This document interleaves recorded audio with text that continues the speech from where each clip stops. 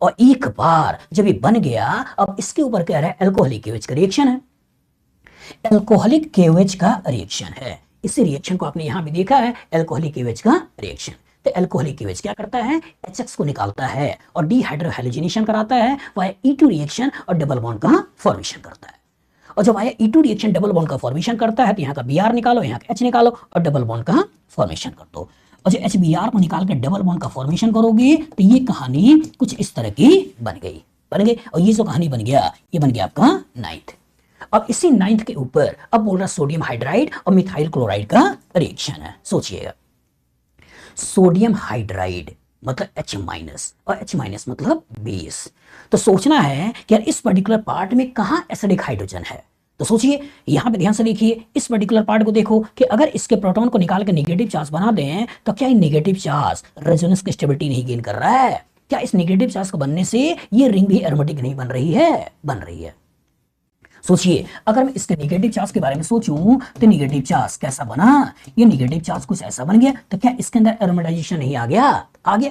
तो इसीलिए हाइड्राइड इसके प्रोटॉन को खींच के कुछ इस तरह का नेगेटिव चार्ज बना लेता है, जो कि रेजोनेंस में आने के साथ साथ एरोमेटाइजेशन को भी गेन कर लेता है। प्रोटॉन बड़े आराम से यहां से निकल जाता है।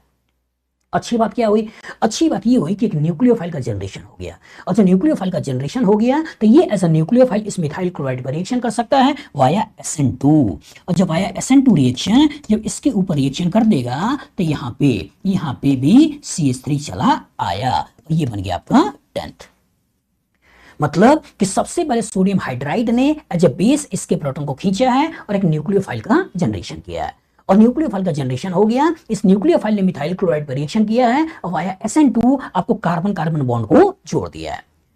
तो कितना अच्छा क्वेश्चन है, वाया SN2 रिएक्शन भी कार्बन कार्बन बॉन्ड का फॉर्मेशन हो सकता है, और वाया यहां पे electrophilic substitution reaction, Friedel-Crafts alkylation reaction, intramolecular, इसके कॉरस्पॉन्डिंग भी कार्बन कार्बन बॉन्ड का फॉर्मेशन हो सकता है।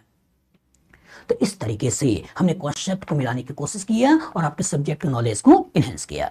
तो इस बुक को आप जरूर लें। इसके अंदर 2013 से लेकर 2025 में जो भी आईटी में क्वेश्चन आए हैं उनका रेफरेंस लेते हुए कैसे चैप्टर को मिलाया जाता है उस कॉन्सेप्ट को हमने प्रॉपर तरीके से सिखाया है।